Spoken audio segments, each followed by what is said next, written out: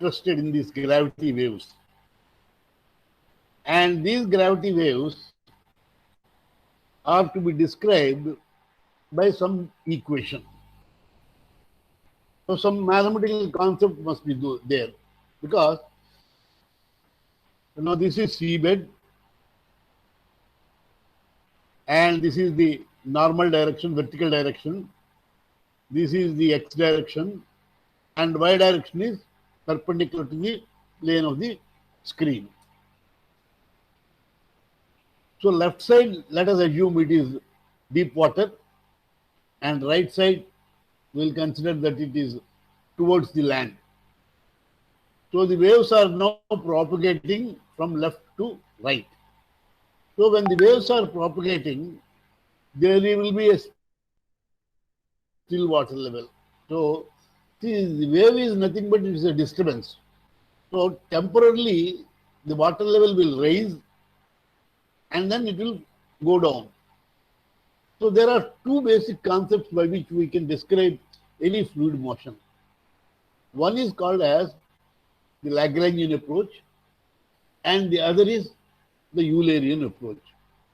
So what is Eulerian approach? Eulerian approach means you freeze with respect to time. So now this is your still water level. So you assume that you are able to stand somewhere at a distance y normal to the screen and look at this picture. So then what will happen?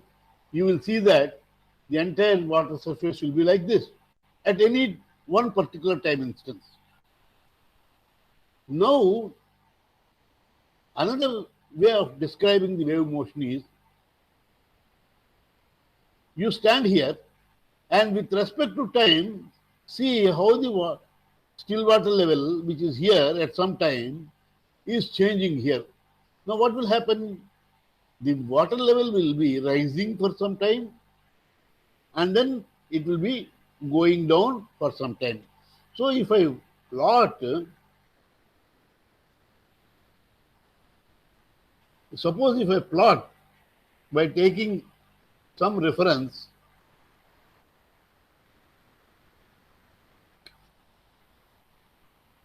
and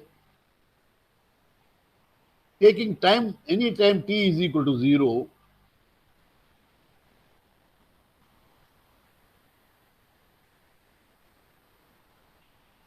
let us take x is equal to 0.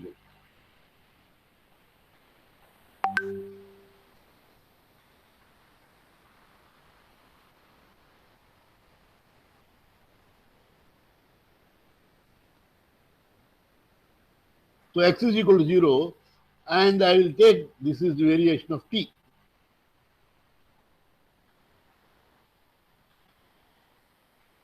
So t is equal to 0 to some time t. What will happen? Initially, let us assume the water is at still water level. So as you notice with time, it will rise and it will reach a maximum and then it will go down and it will reach a minimum and again it comes to. So within one wave period,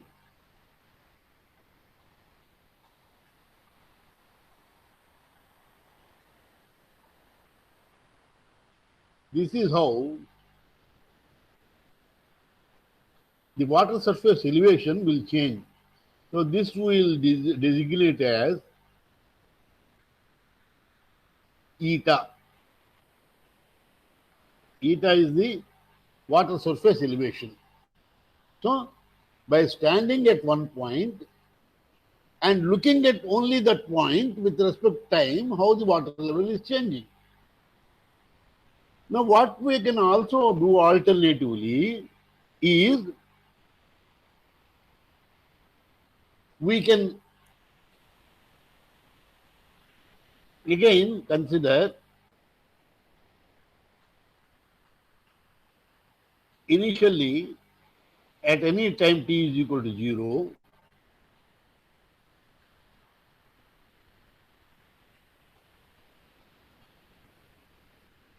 at any time t is equal to 0, we'll see that at one point at some x is equal to 0, you will see the water level here. And again, the water level, has somebody come?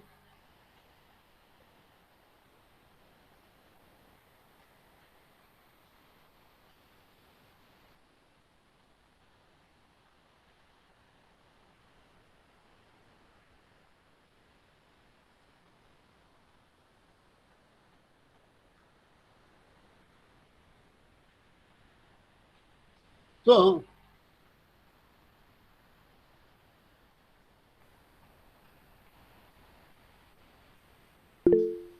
at x is equal to L, you will get this. So, what we can do is we can either consider the variation with respect to time, which is this one,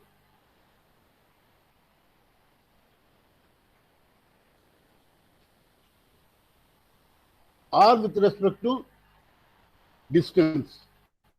So, both will be similar. So, therefore, what we do is we'll consider the angle or the phase. We define what is known as a phase. So, the phase lag, phase difference is called as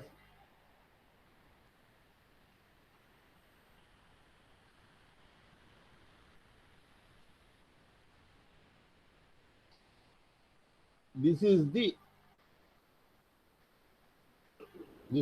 what is called as phase. So, I can call this phase angle as some theta.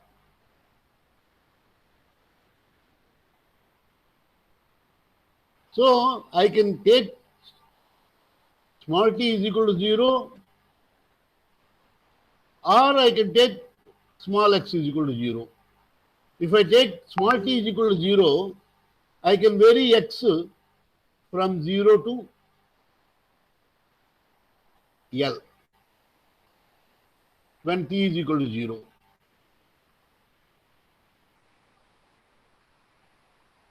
Or if I want to describe with respect to the variation at any given time, that is when x is equal to 0 at any distance, so t varies from 0 to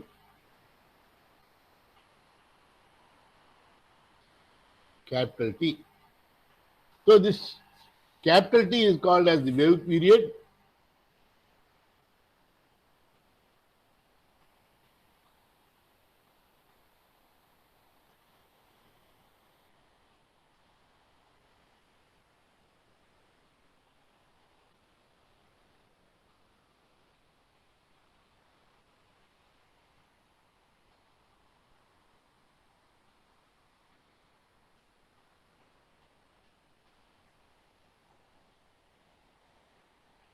And this is called as wavelength.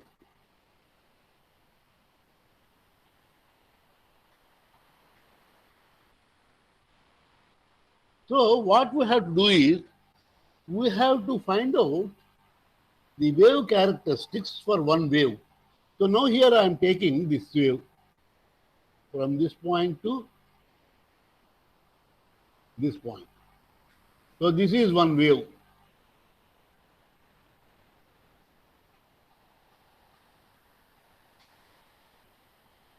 So basically this is a fluid motion.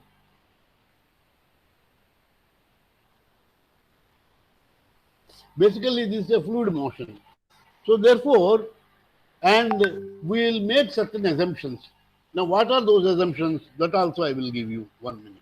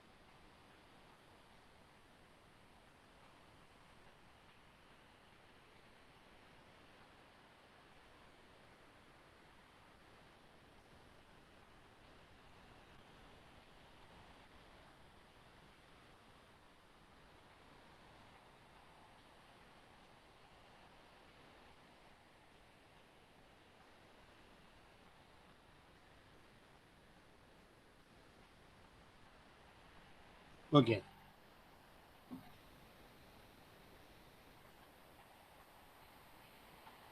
Now, are you able to see this? Several assumptions commonly made in developing a simple wave theory, they are listed here. Unless otherwise,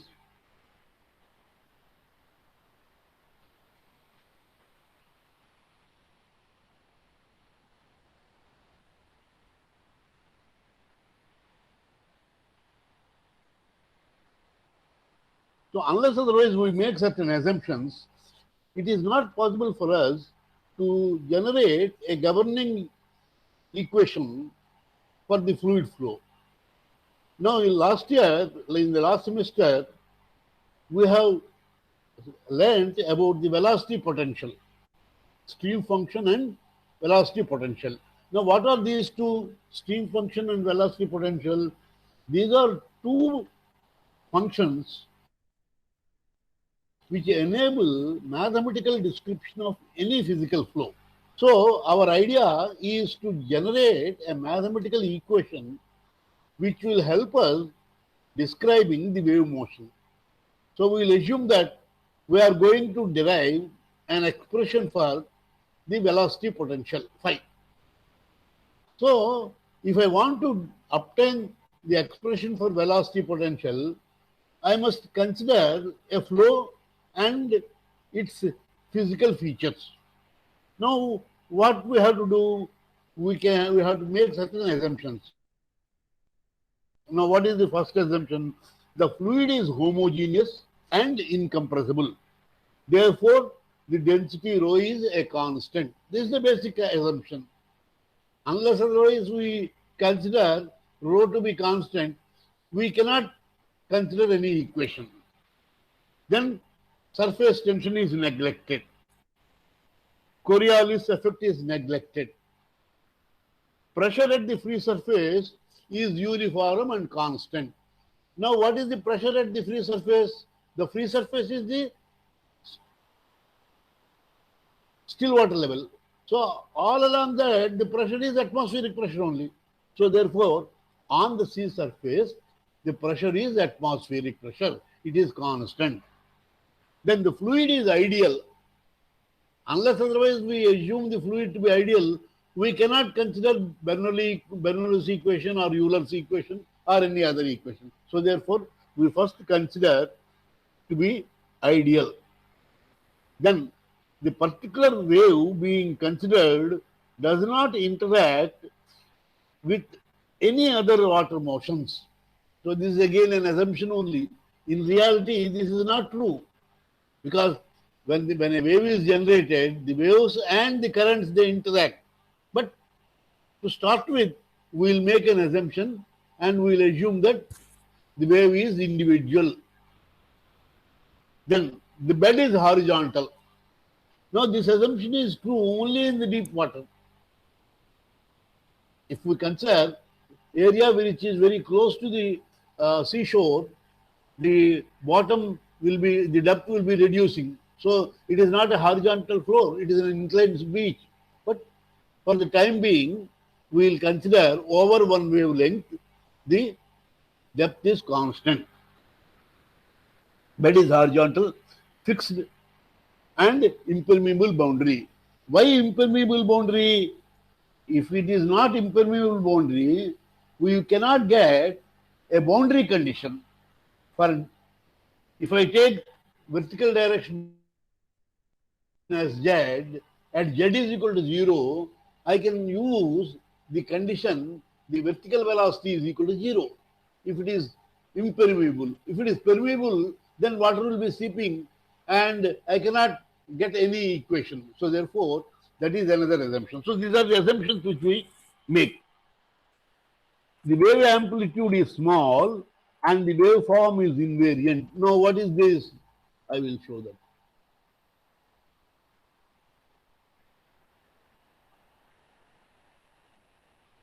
See here, this is the amplitude.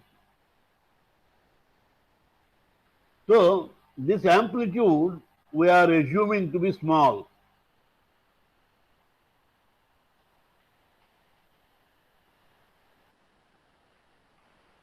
If it is large, then our problem will be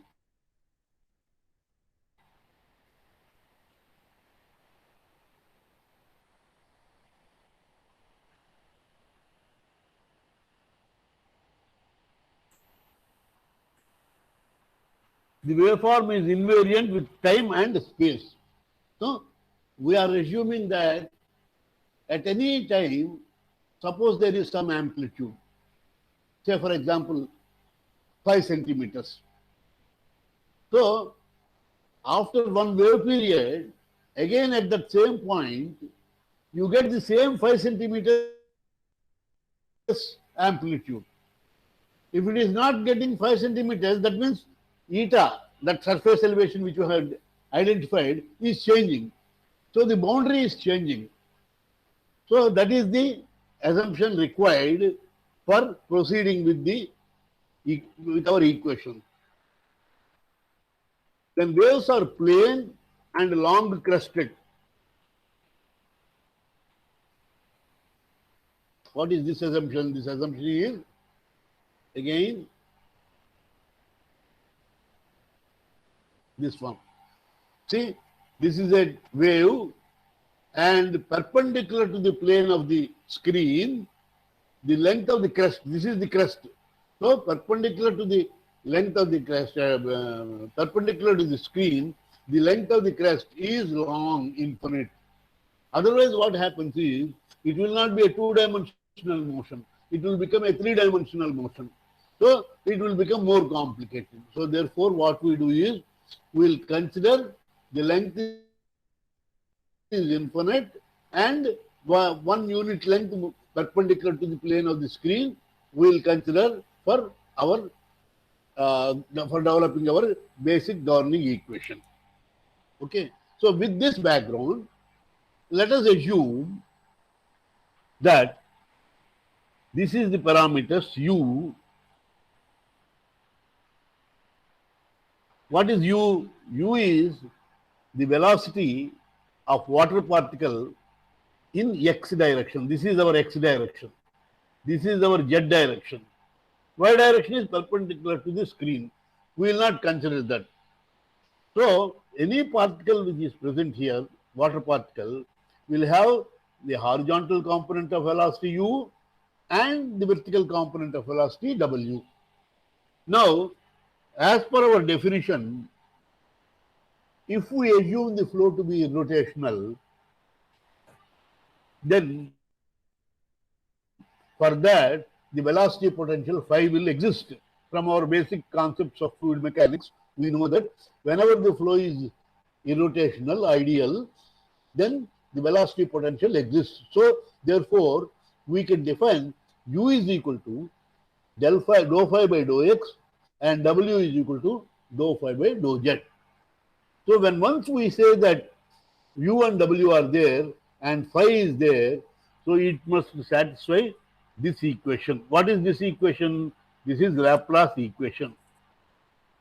So this is required to be satisfied. So now if we are able to solve this using some boundary conditions, then we will get an expression for phi. This is what I have written here. I will explain how we will get this. So therefore, we will now try to understand the procedure involved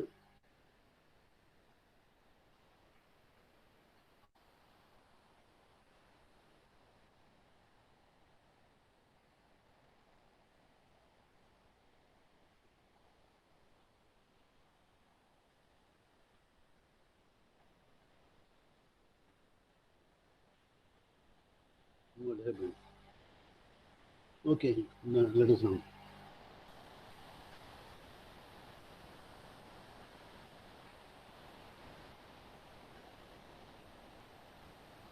I'm not getting. Okay. So what I will do is, I will consider this equation and I will try to consider all basic knowledge which we have for solving such equation. So when you have that, you can consider the Bernoulli's equation. This is Bernoulli's equation. Now this Bernoulli's equation, it constrains this term because the entire motion is unsteady flow. With respect to time, the velocity, the particle displacement is changing.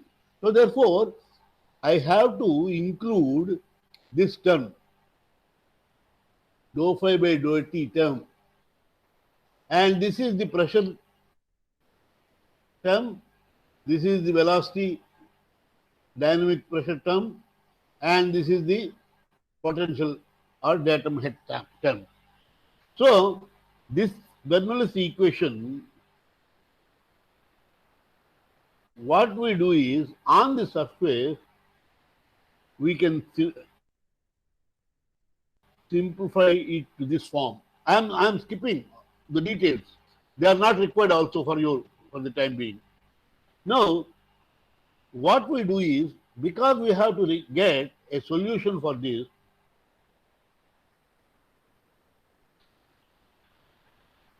we will assume the pressure at the free surface is equal to 0, and that is the atmospheric pressure.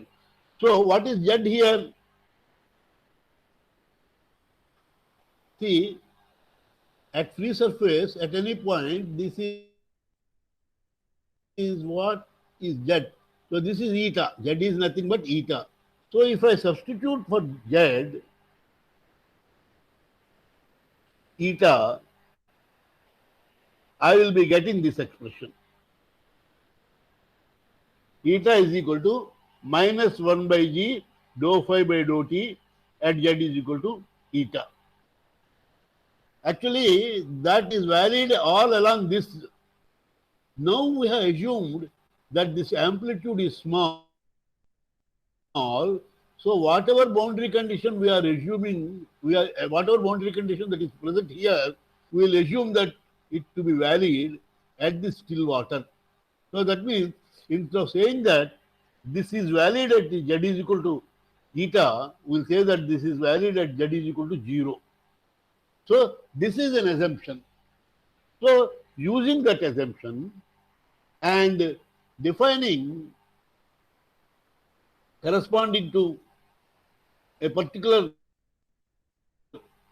point the maximum amplitude is what? This is maximum amplitude, which is nothing but h by 2, where h is the wave height. So, considering that and introducing C is what is known as the wave celerity.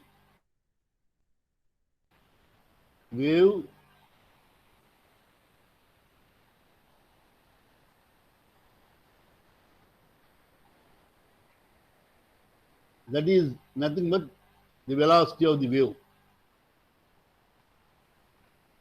Wave celerity or velocity. Wave velocity. So we get this equation.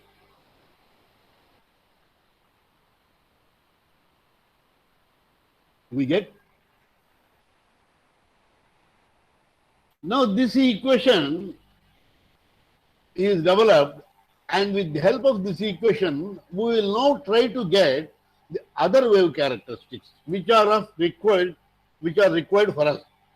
So with this, let us now proceed further.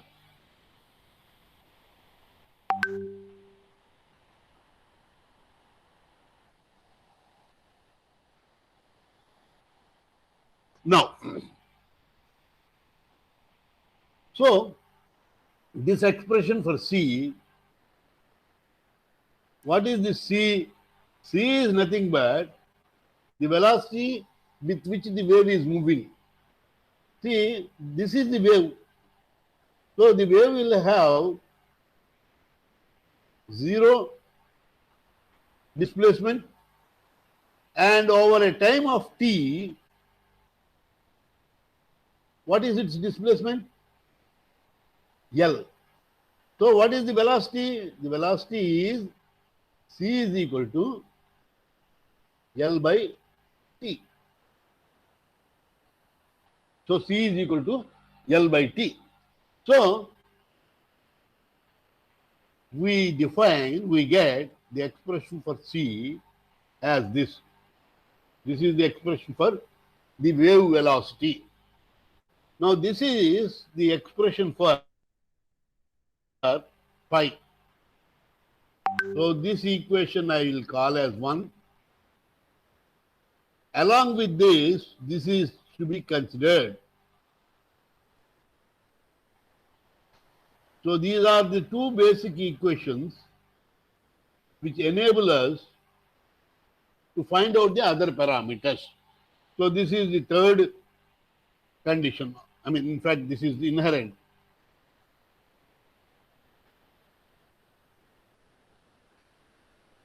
So this is what I call as 3.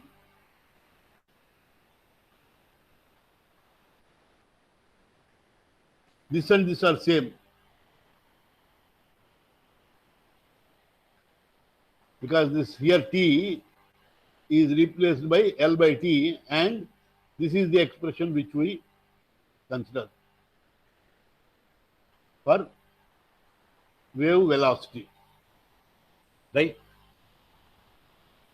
So now what I have introduced to you is that for any wave motion, we can consider the Laplace equation, and by considering certain assumptions and defining the wave amplitude in terms of a wave height h by 2, the maximum amplitude, I can have an expression for the velocity potential. So that velocity potential is given by phi is equal to ch by 2 cos hyperbolic 2 pi z small h by L divided by sin hyperbolic 2 pi h by L into sin 2 pi theta, where the theta is x by L minus t by t. This is phase angle. So now here capital H is the wave height and small h is the depth, still water depth, L is the wavelength. So if I know, for example, let us assume that a wave of 10 centimeters height and 1.5 meters length is there. So then I can say the expression for phi is equal to h by 2. H is what we had taken, some 15 centimeters. So 15 by 2, C will come, then we can give. So when once we have an expression for phi, using that expression for phi, now we can calculate the velocity in the horizontal direction at any point, because u is simply dou phi by dou x, and w, which is nothing but dou phi by dou z. So because phi is defined with the help of an equation, I can get the expression for u, I can get the expression for w. So when once I know u and w, I can also find out the expression for the pressure under the wave. And when I know the velocities and pressure, I can find out the energy under the wave. So all these physical parameters can be calculated by using this expression for phi, which we have defined. 1 minute.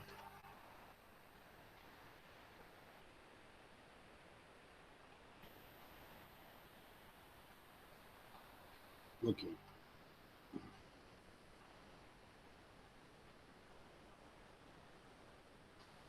So let us see here C, which you have identified, this C. What is this C? This C is nothing but the velocity with which the wave is moving. Now,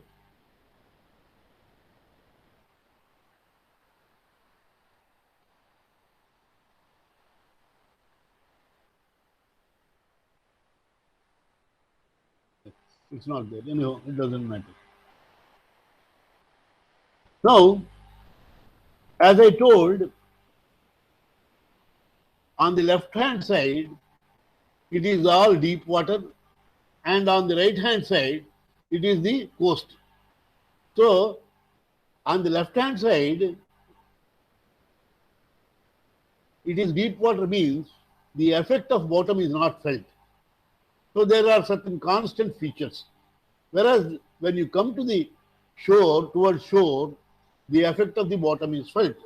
So, we have to identify the features of these wave or the wave characteristics, how they vary in the deep water and how they vary in the shallow water.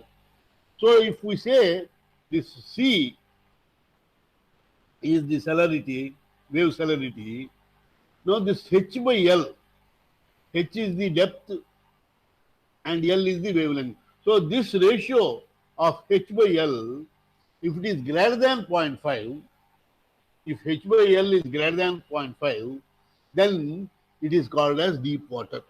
So, deep water means H by L greater than 0.5. So, if I substitute H by L greater than 0.5, so this asymptotic value will become this. So, I will use the suffix 0 to indicate the deep water parameter. So, C0 is equal to G L naught by 2 pi. This will become 1. The tan hyperbolic will become 1. So, C naught is equal to root G L naught by 2 pi. So, if I use this definition here, C naught is G T by 2 pi. Gt by 2 pi. So, therefore, L naught square is equal to 1.56 T square. If I substitute G is equal to 9.81, so I will get L naught is 1.56 T square. Right? So, this is when the wave is in deep water. So, the deep water celerity C naught is 1.56 T square. It is constant. Whereas, if we consider the shallow water is the one where the depth will be small. So, the condition for shallow water is